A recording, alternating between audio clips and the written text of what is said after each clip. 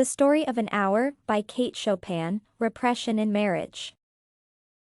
The discontent of women over their rights could already be felt as early as the 1800s. However, the nature of a woman's existence during the time dictated that she remain submissive and keep her emotions bottled up deep within to not upset the male populace. This is not to say, though, that the women never dreamed of finally having proper access to their freedom and a return to their individualism even while in a married state. It was during this era that Chopin and her short stories came to the consciousness of women during the time.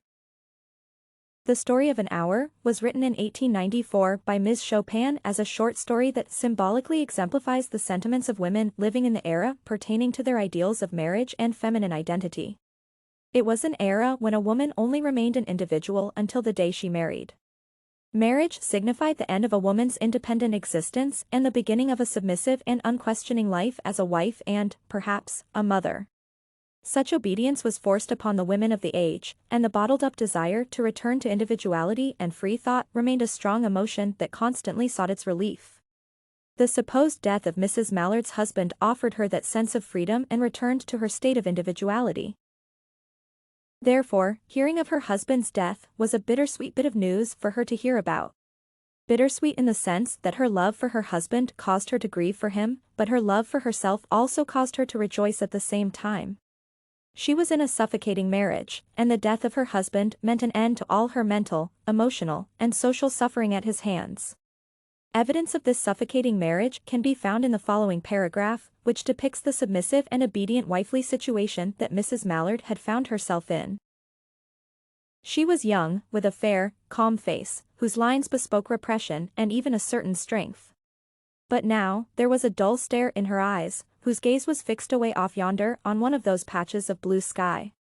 It was not a glance of reflection but rather indicated a suspension of intelligent thought.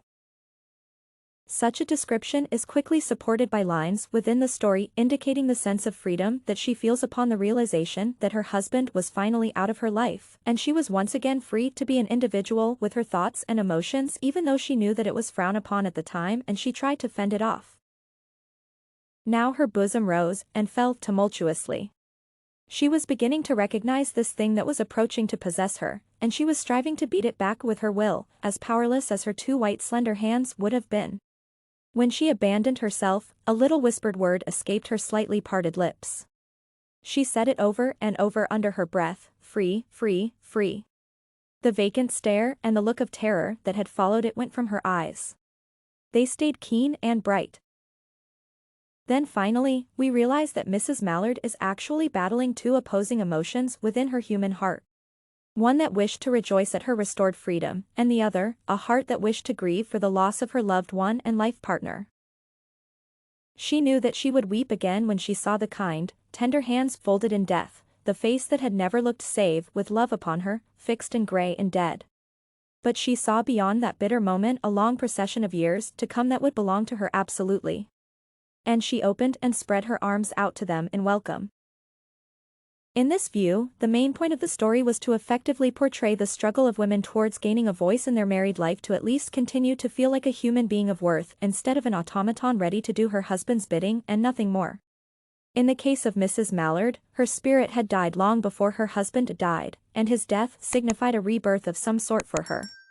A rebirth that was cut short by his return to her, alive and well.